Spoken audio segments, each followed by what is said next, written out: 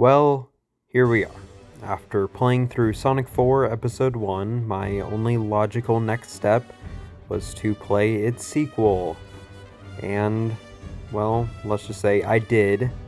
And to be honest, I only had one expectation for this game, that being Sonic 4 Episode 2. And that was just simply for this game to be better than its predecessor. And well, let's just say, and this is kind of a spoiler for the entire review, I don't know which one is worse of these two games. Because after playing through this game, I can honestly say that it is not good. Now, of course, to some, starting off my entire video like that may seem a bit negative and kind of troubling.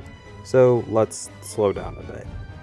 And I am just going to go through stage by stage with what happens in Sonic 4 Episode 2. So to start off with, this game has the exact same trope as its predecessor in copying off classic Sonic stages. So the first stage is basically just Aquatic Ruin Zone, but not at the same time. It's hard for me to compare the original Aquatic Ruin Zone to this one because Aquatic Ruin Zone wasn't necessarily like good zone, but it wasn't like awful either. It's hard to really pinpoint my true feelings for Aquatic Ruin Zone, but I will say that this first zone was just mediocre. It was kind of like the first zone in Sonic 4 Episode 1. Like, it wasn't necessarily awful, it just wasn't really wowing me at all. I think the main reason why I wasn't super upset at the start of the game is because the animations in this game, I wouldn't say that they look good, but they're finished, which shouldn't be a compliment, but since this is Sonic 4, it is, I guess. And as well, the animations feel kind of stiff, like whenever Sonic goes into his classic full-on run stance, it just looks the same every single time, and it doesn't really feel fast at all. Like, I don't feel satisfied when that pose comes in.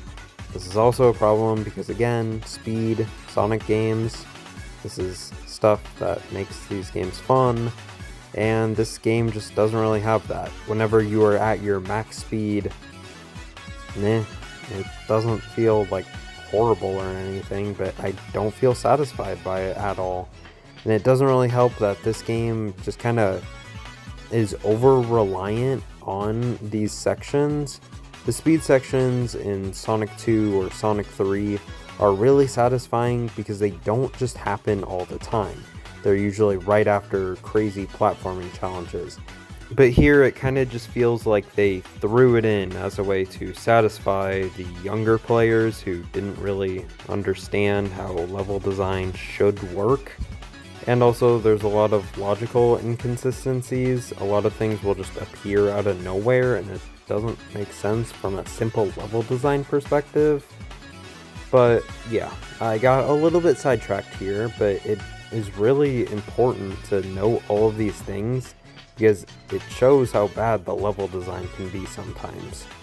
Anyway, next up is Winter Park Zone, which is kind of a ripoff of Snowcap Zone and I guess you could say Casino Night Zone. I don't really know what in specific it would be a ripoff of. I actually don't really hate this level because the theme is at least a little bit creative, given that it's not a total ripoff of something. So that's nice. Although it does kind of just feel like a winter level, and then it transitions to just feeling like a roller coaster level. It doesn't really mix these two themes at all, which is weird since it's titled Winter Park Zone. Yeah. Anyway. The next zone is Oil Ocean Zone, or at least in spirit it is. I believe it's titled Oil Desert Zone here. Okay. Anyway, this zone isn't fun.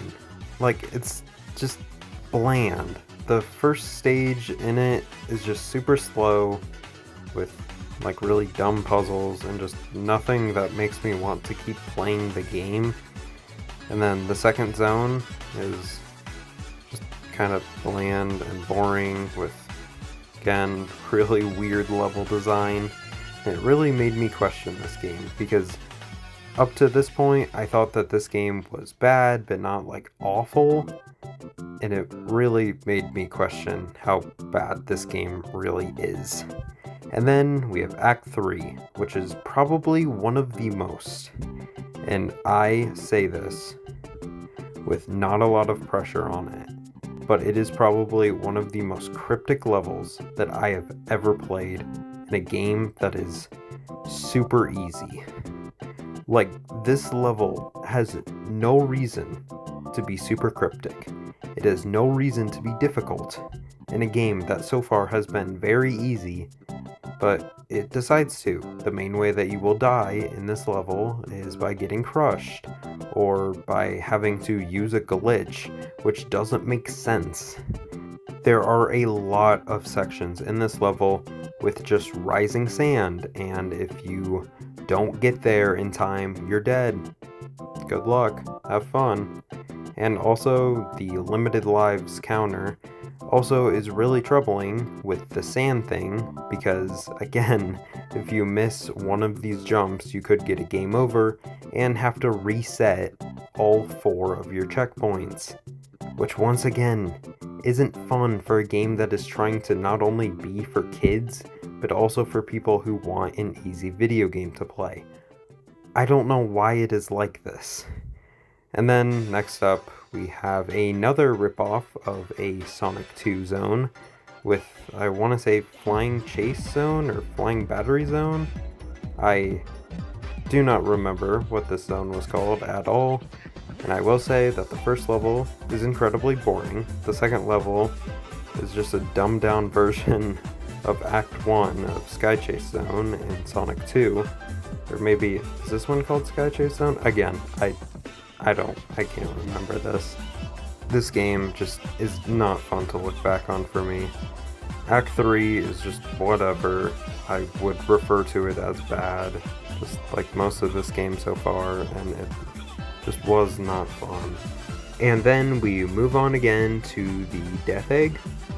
Okay, so maybe we have a chance for a legitimate story here, and Act 1 makes me incredibly dizzy.